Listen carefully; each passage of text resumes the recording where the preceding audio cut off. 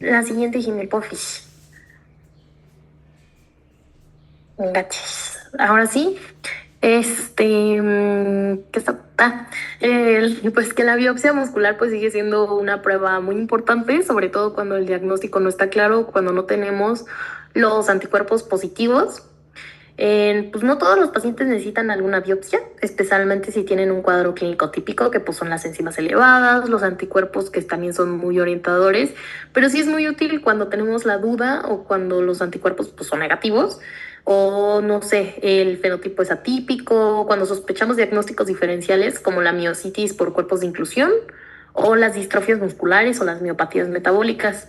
También puede ser necesaria antes de iniciar la inmunosupresión intensa. Si necesitamos confirmar, pues con mayor seguridad el diagnóstico, pues para que la biopsia sea útil también hay que elegir un buen músculo. También vi que muchas veces pasaba de que elegían un músculo y pues no servía de nada la biopsia.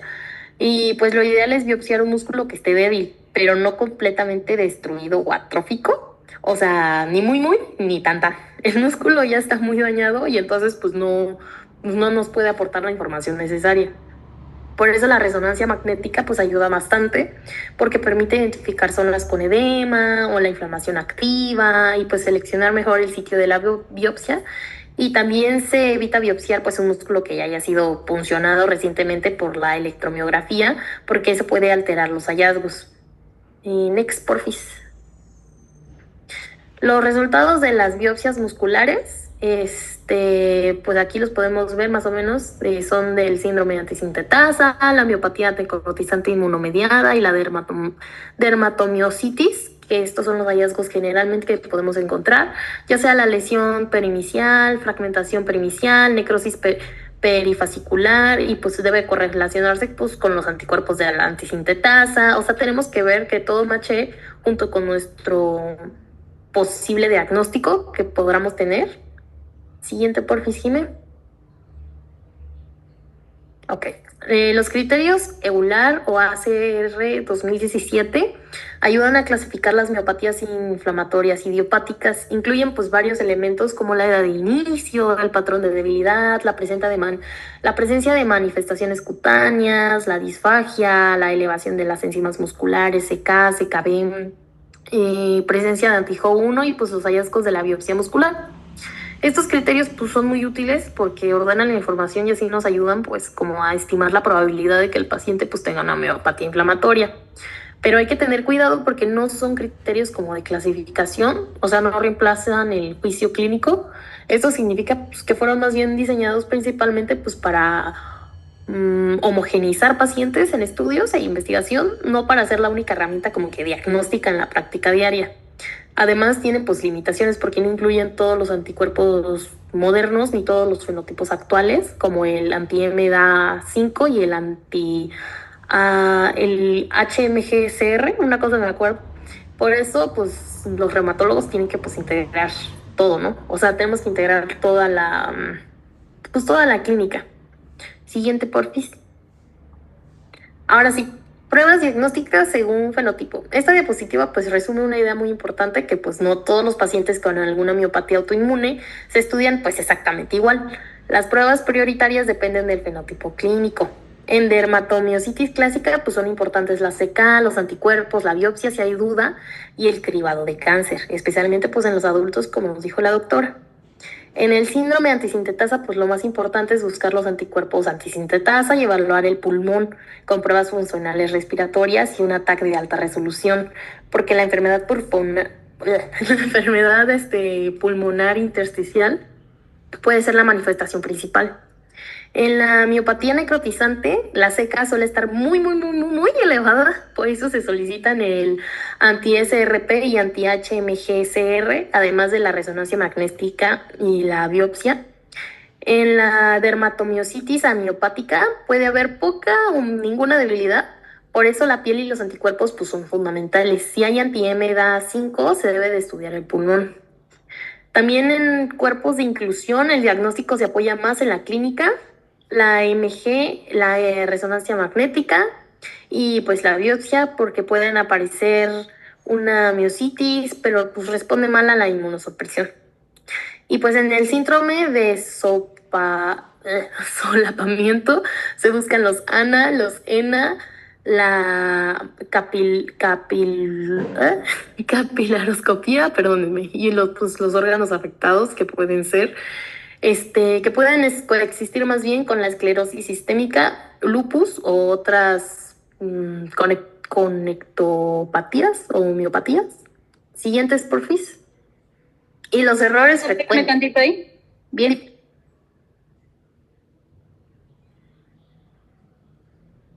Doc, tiene sus micrófonos silenciados. Perdón, ya.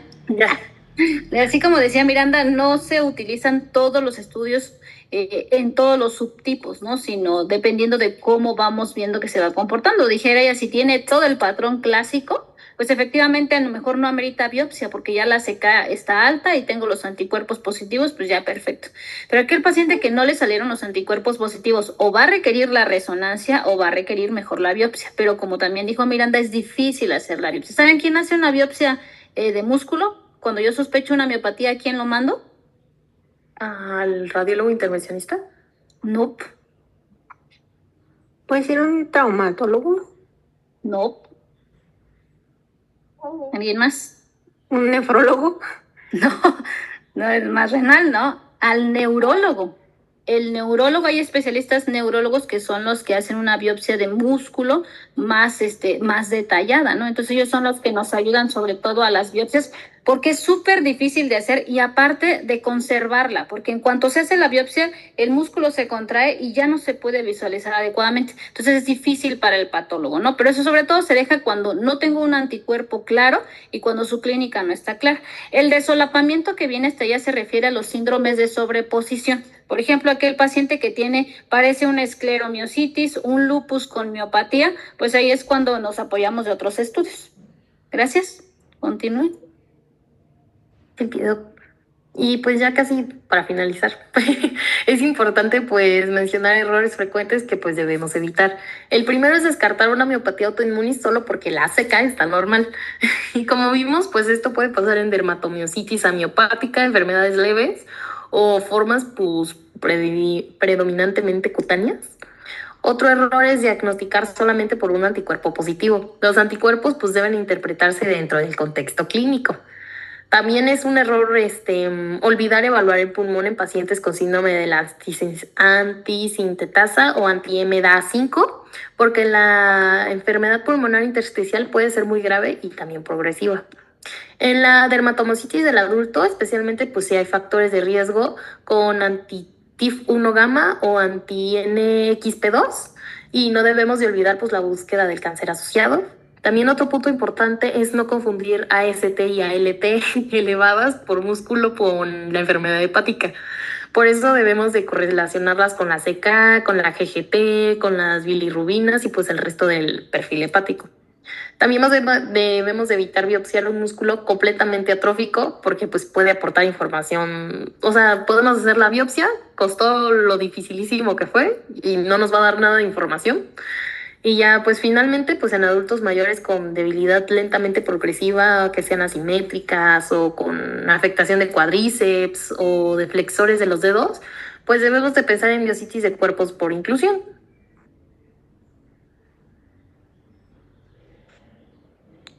Bueno, y ya casi para terminar, vamos a hablar del tratamiento. Hay que tener presente que el tratamiento de las miopatías pues va a tener como objetivo principal eliminar la inflamación, recuperar la fuerza muscular y prevenir el daño hacia algún órgano, sobre todo pues los pulmones. Entonces, como de primer plano vamos a tener los glucocorticoides que van a actuar van a bloquear la cascada inflamatoria inicial y van a inhibir la síntesis de citoquinas proinflamatorias. Normalmente este es el tratamiento general, o sea, se lo vamos a dar tanto a dermatomiositis como a poliomiositis, como a la miositis necrotizante. Como ya lo habíamos visto en otros temas, hay que tener cuidado porque va a tener contraindicaciones, las cuales van a ser pues a alguna infección sistémica que no esté controlada previa a lo que estamos checando y tener mucho cuidado con los pacientes diabéticos porque puede provocar resistencia a la insulina. Como inmunosupresores vamos a utilizar, como ya lo vimos en diferentes patologías también, el metrotexato. Pues va a inhibir la proliferación de linfocitos y va a aumentar los niveles de adenosina extracelular, que va a reducir la activación de las células TCD8, que van a ser fundamentales en la poliomielitis, y detiene la expansión clonal de las células autoinmunes. Este se va a indicar como mantenimiento para reducir las dosis de corticoides. Como ya lo habían mencionado también, hay que tener cuidado porque este no se da en el embarazo porque es teratogénico absoluto. También está contraindicado en enfermedades hepáticas crónicas o en una creatinina menor a 30 mililitros. Después vamos a tener la inmunoglobulina intravenosa, que va a actuar principalmente en la dermatomiositis porque va a bloquear la formación y depósito de complejos que atacan a la membrana. En las indicaciones, pues vamos a tener casos refractarios, debilidad severa con disfagia o dificultad para tragar y en pacientes embarazadas. O sea que aquí vamos a ver si es necesario o no porque no está contraindicado del todo. También vamos a tener el rituximab, que también es un medicamento que hemos utilizado mucho, que va a ser pues un anticuerpo monoclonal, como ya lo habíamos visto, y va a interrumpir la producción de anticuerpos específicos. Y bueno, va a estar indicado en la miositis necrosante, en la dermatomiositis, y va a ser muy útil cuando la enfermedad pulmonar intersticial, que es una complicación, pues ya va a estar presente. Como contraindicaciones, pues no podemos darlo en infecciones activas graves, sobre todo como hepatitis B. Y tenemos tenemos ya las de manejo integral, que es fisioterapia, fotoprotección y monitoreo de complicaciones. Esto para pues disminuir el dolor de nuestros pacientes, mejorar la movilidad, recuperar fuerza, pero esto puede ser acompañando o posterior al tratamiento farmacológico. Siguiente. Bueno, hablando un poco sobre el tratamiento. ¿Antes? Sí, efectivamente, siempre el tratamiento inicial es el esteroide. Esta es una de las enfermedades que usa esteroides a dosis más alta. Siempre iniciamos la prednisona o el deflazacort casi 1 miligramo por kilo. Entonces, cuando empieza la debilidad, casi siempre toman 50 miligramos al día, por lo menos durante unas 3-4 semanas, y después lo vamos disminuyendo. Todas las otras enfermedades, sobre todo artritis reumatoide que les he enseñado, empezamos de Deflazacort, dosis pequeñas, ¿no? 6 miligramos, 9 miligramos, pero aquí sí se usan 60 miligramos, ¿no? Son dosis altas porque las miopatías requieren esteroide urgente. Cuando hay casos graves en donde el paciente lo suben cargando, ya no se puede sentar solo, necesita ayuda para sus actividades básicas, se le ponen pulsos de esteroide y después de los pulsos se inicia el esteroide vía oral. Más o menos el esteroide lo van a estar tomando a dosis así altas, moderadas, como unos 3 meses. Dosis moderadas, 6 meses, y por lo menos el primer año van a estar utilizando esteroide todo el tiempo, ¿no? Afortunadamente se permite ir bajando, ya que utilizamos el metotrexato o la azatioprina como un medicamento que se le llama ahorrador de esteroides, ¿no? O sea, es decir, como lo que le mejora más al paciente en estas enfermedades es el esteroide. Ya se crearon el metotrexato y la azatioprina que permiten que no se usen dosis altas tanto tiempo, porque antes se dejaba el esteroide a dosis altas años, pero pues eso les causaba un Cushing, ¿no? Obviamente. Entonces ahora sí se dejan dosis altas, pero ya menos tiempo. Metotrexato se usa a dosis mucho más altas que en artritis reumatoide. Si ustedes recuerdan, cuando veíamos artritis, yo les decía que usábamos 10 miligramos por semana, máximo se podía usar 15 miligramos por semana y después ya seguía lo subcutáneo. Aquí utilizamos 20 o hasta 25 miligramos semanal, o sea, se usan dosis mucho más altas que en artritis reumatoide. Y cuando a pesar del metotrexato tienen todavía debilidad o la CK no se ha bajado, agregamos la azatioprina. Entonces combinamos metotrexato con azatioprina. Ahí también otro que ya utilizamos incluso más frecuente que la azatioprina es el ácido micofenólico. Entonces los 3 medicamentos que usamos son metotrexato, azatioprina o el ácido micofenólico. Cuando el paciente en el curso de la enfermedad a las 3 semanas dicen, ahora tengo dificultad para pasar el alimento, o sea, disfagia, esa es una indicación de que al paciente se le pasa inmunoglobulina, porque nos habla de gravedad, de severidad. Eso quiere decir que la debilidad está progresando, que ya no está pudiendo deglutir el alimento y lo que sigue es debilidad del diafragma. Entonces puede complicarse y puede fallecer el paciente. Por eso la disfagia es un dato de severidad de la enfermedad y está indicada la inmunoglobulina. La inmunoglobulina se pasa intravenoso y obviamente como estaba diciendo Ana, si la paciente está embarazada, pues es lo que se le indica, ¿no? La inmunoglobulina está totalmente indicada en el embarazo. Y si hubiera plasmaféresis, pues también se le puede aplicar. Efectivamente, al mismo tiempo que esto se les da fisioterapia, porque los pacientes por lo regular quedan con alguna debilidad crónica, ¿no?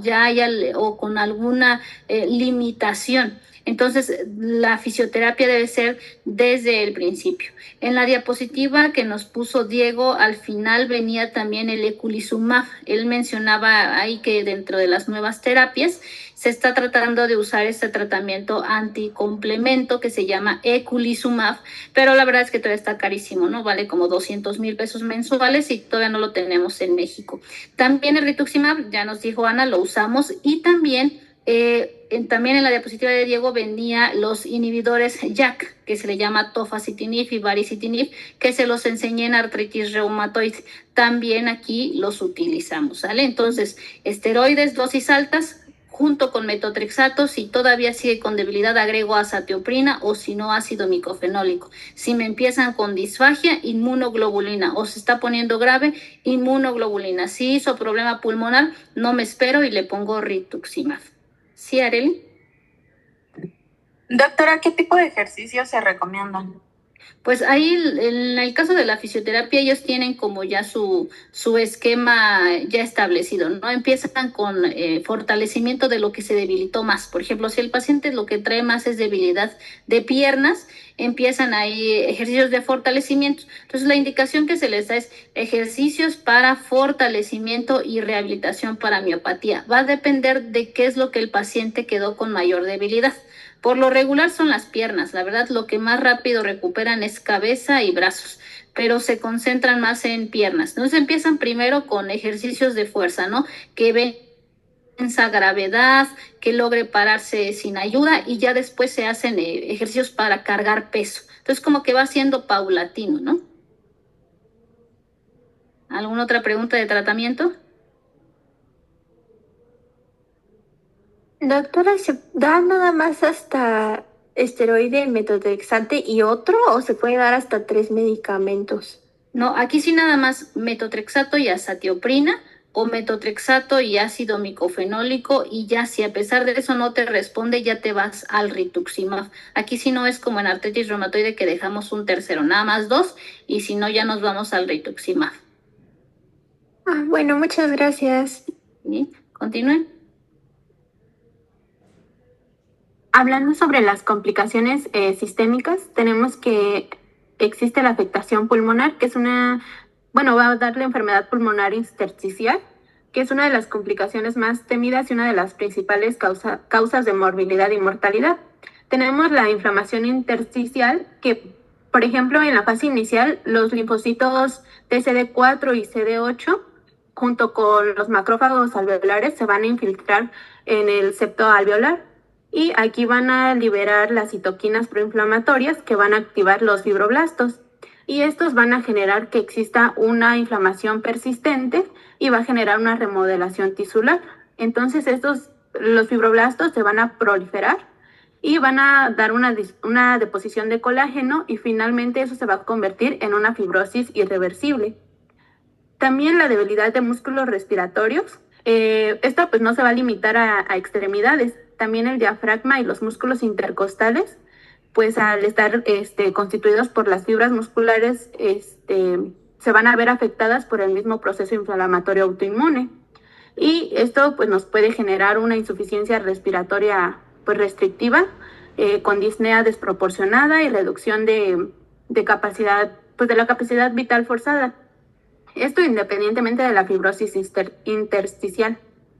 También vamos a tener la neumonía por aspiración, pues ya hablando de la debilidad que van a tener los músculos faringios, pues se va a alterar la fase faríngea de la deglución y esto va a permitir el paso de secreciones o el alimento a la vía aérea. Entonces, este contenido, ya sea gástrico o faríngeo, va a facilitar la colonización bacteriana y va a agravar el daño pulmonar persistente. También va a tener una afectación cardíaca. Aquí es frecuentemente pasa desapercibido porque los síntomas se atribuyen a la debilidad muscular o a descondicionamiento. Sin embargo, pues esta patología inmune puede afectar directamente al músculo cardíaco. Tenemos la miocarditis, que por ejemplo en la dermatomiositis, los complejos inmunes circulantes, estos se van a se van a depositar en los capilares cardíacos y van a producir daño vascular isquémico pues secundario. Y esto se va a poder manifestar como una disfunción sistólica, también como arritmias o bloqueos de conducción. También la fibrosis de reemplazo en la miocarditis crónica va a crecer en zonas de bloqueo o circuitos de reentrada y esto va a favorecer pues más las taquiarritmias ventriculares y bloqueos auriculoventriculares. También vamos a tener una insuficiencia cardíaca y esto pues va a ser por la suma de múltiples factores como el daño a miocardio directo por la miocarditis, también una hipertensión arterial sistémica al tratamiento con glucocorticoides o una enfermedad vascular coronaria acelerada, esta particularmente en pacientes con síndrome metabólico, pues inducido por esteroides. Y puede ser también por una sobrecarga de volumen por retención, farmacológica. Siguiente.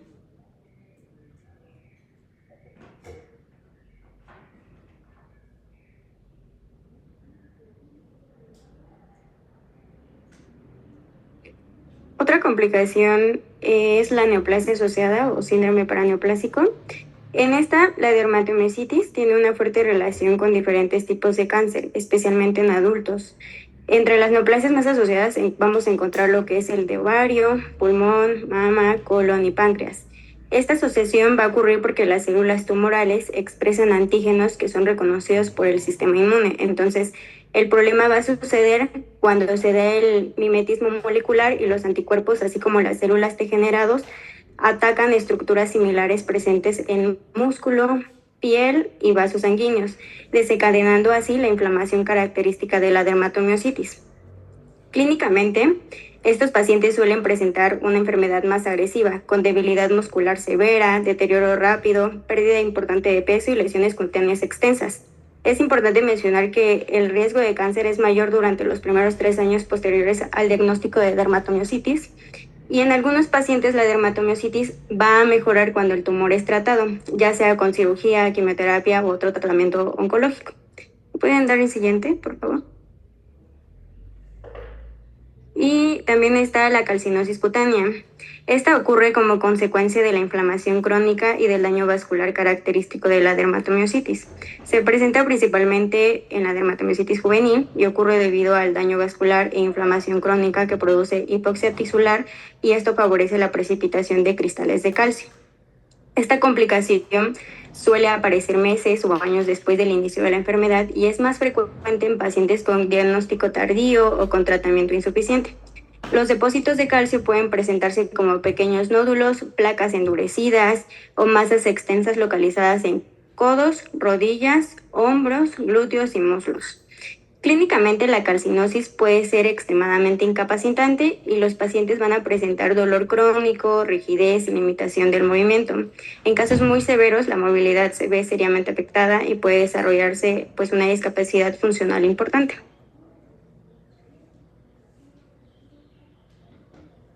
Bien, esas complicaciones de la calcinosis a veces se presenta como complicación o a veces puede ser una manifestación clínica de cualquiera de los subtipos, ¿no? Sobre todo cuando tienen el NXP2 se asocia bastante a la presencia de calcinosis. Entonces nada más quiero enseñarle unas imágenes. Puedo compartir yo, ¿verdad? No. Dice... Así.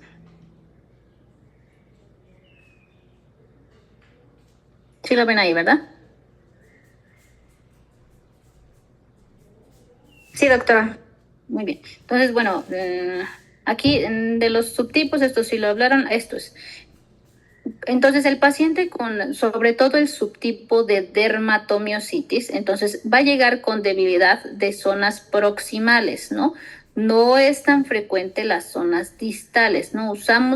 Evaluamos más lo que son brazos y lo que son los muslos. También refieren una debilidad de la cabeza, ¿no? Para girar, para levantar.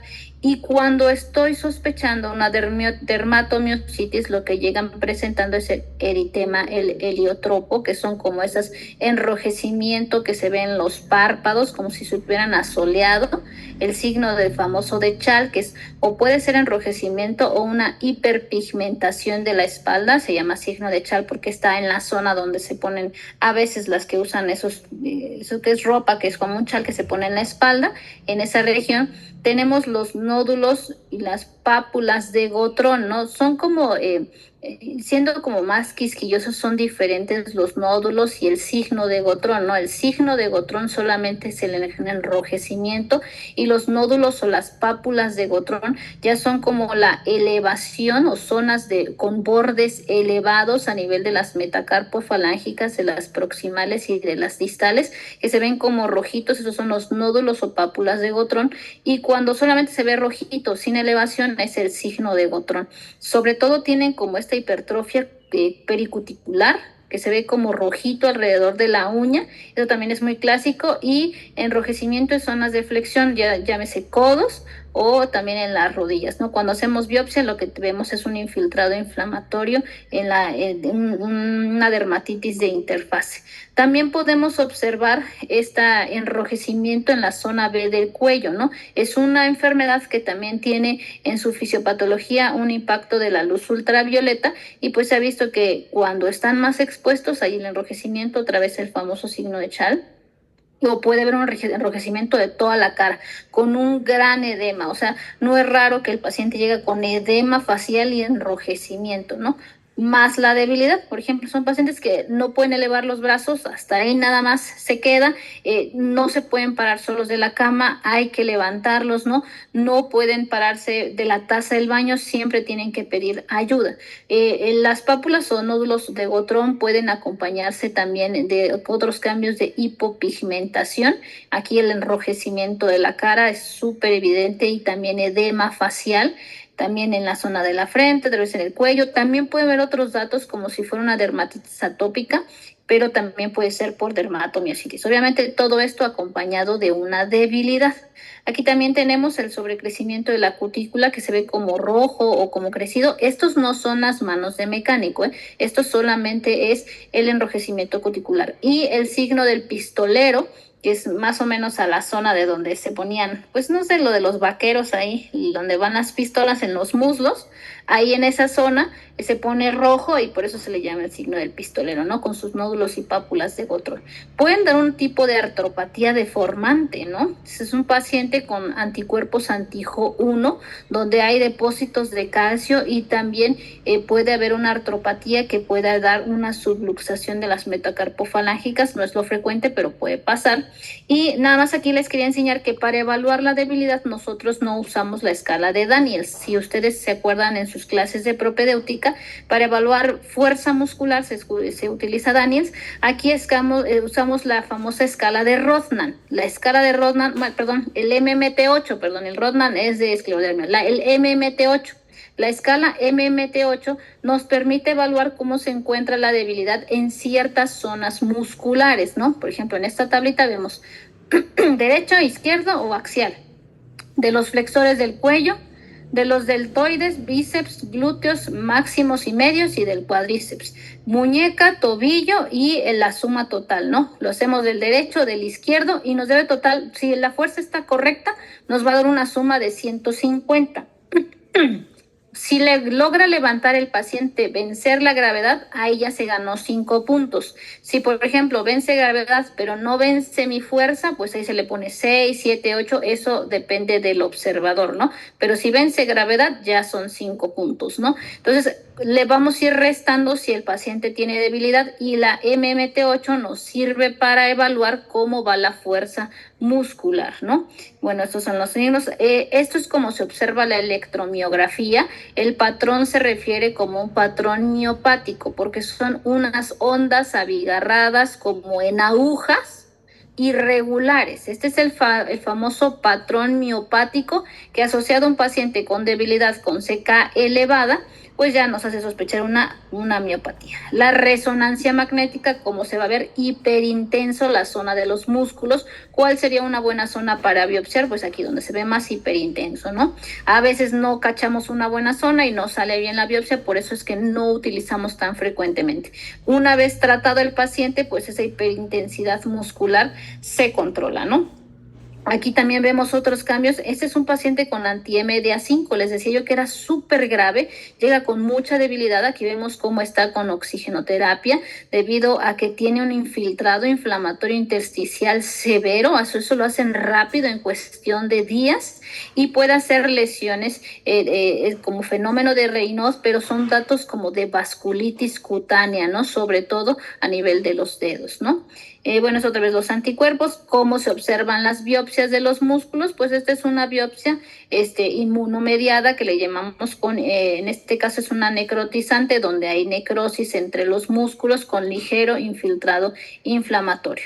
El síndrome antisintetasa, que es uno de los más frecuentes, les decía yo, síndrome antisintetasa, manos de mecánico, ¿no? Esas manos como rugosas, rasposas, que no es más que la hiperkeratosis, como nos decía Miranda, y puede haber lesiones de úlceras digitales y hacen neumopatía intersticial. Entonces, el síndrome antisintetasa es debilidad muscular, manos de mecánico con enfermedad pulmonar intersticial. Para los criterios de clasificación, sí hay criterios ya bien establecidos, ¿no? Este es uno de los que menos se usa porque es como muy quisquilloso, se usa con un puntaje muy como que tiene hasta decimales, ¿no? Entonces, los que más utilizamos son los criterios de Bohan y Peter para el diagnóstico de las miopatías autoinmunes, que incluye que no sospeche yo ninguna otra miopatía, que tenga la debilidad proximal, no distal de predominio. Puede haber distal, pero lo más importante es que sea proximal, que tenga elevación sobre todo de CK. Recuerden, es de la CK total, no de la CKMB que hacemos sobre todo en cardíaca, sino de la CK total. De las transaminasas, aldolasa, que es la más específica, no se hace en todos los laboratorios, se pide como muy en casos en donde está lo estoy sospechando la miopatía, pero tiene normal la CK, tienen normal las transaminasas, y sí creo que es una miopatía, pues pedimos la aldolasa, ¿no? Y hago la electromiografía, la biopsia muscular, o si ya tiene clásicamente las manifestaciones cutáneas, pues a veces necesitamos lo de la biopsia. Todos estos son el montón de anticuerpos autoinmunes asociados, los autoanticuerpos asociados a las miopatías, ¿no? Entre el síndrome antisintetasa tenemos todos estos. El más frecuente, anti-Jo1, ¿no? Tenemos el grave, que es el MDA5. El asociado a la dermatomiositis, el más frecuente, el Mi2. El que les decía que tiene más calcinosis, el NXP2, y el más asociado a cáncer, el TIF1 gamma, ¿no? Los de los síndromes de sobreposición, SRNP, ROLA, porque también se asocian a síndrome de Sjögren, y de las miopatías necrosantes, el HMGCR, ¿no?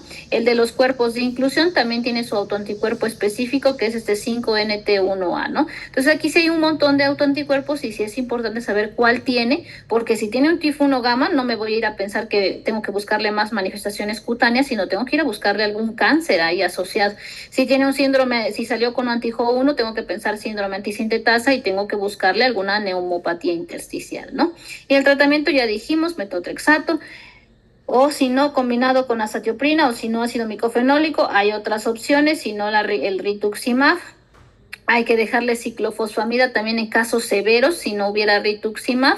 Y bueno, también se tratan de utilizar otros biológicos. Ahorita solamente de los que más utilizamos, pues es el tocilizumab o los inhibidores de JAK, ¿vale? Bueno, queda ya muy poquito tiempo.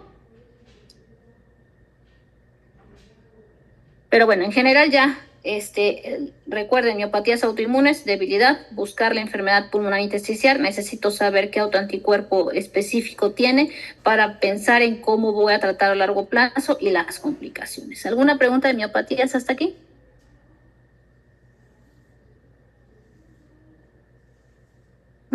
Muy bien. Doctora, disculpe, doctora, una duda. Lo que nos había dicho del patrón miopático en la aguja y lo de que había dicho de la hiperintensidad, ¿eso es en cualquier miopatía o solo en dermatomiositis? Sí, por lo regular es en todas, incluso en las amiopáticas, que decíamos que no tienen debilidad, pero en la electromiografía se ven esos cambios de hiperintensidad en la resonancia y de los cambios de miopáticos en la electromiografía. A veces en la resonancia se observa menos, sobre todo en las que tienen poca debilidad, pero en la electromiografía sí o sí se ven los cambios de miopatía autoinmune, ¿no? Ok, muchas gracias. ¿Alguna otra pregunta? Y a ti, Naomi, ¿alguna otra pregunta? ¿No? Muy bien, muchas gracias. Entonces, la pasante encargada, pues, me va a hacer el favor de hacerle su examen. Me parece que va a ser el martes. Creo que ya lo tienen programado. Creo que ya tienen su calendario de exámenes. Creo que es el martes. Va a venir esta segunda parte, ¿no? Sjögren, esclerodermia, miopatía, síndrome antifosfolípidos, las vasculitis. Va a ser igual de casos clínicos. Esta exposición que hicieron va a contar para la primera parte. Ahorita de esta segunda parte solamente va a ser examen. Les va a mandar también sus calificaciones finales. Y si alguno quisiera subir su calificación, pues ya nada más me mandan un mensaje con la doctora y los vería yo en el consultorio para hacer un examen oral para que los que quieran subir su calificación final, ¿no? Obviamente si no les va muy bien, ni modo, se quedan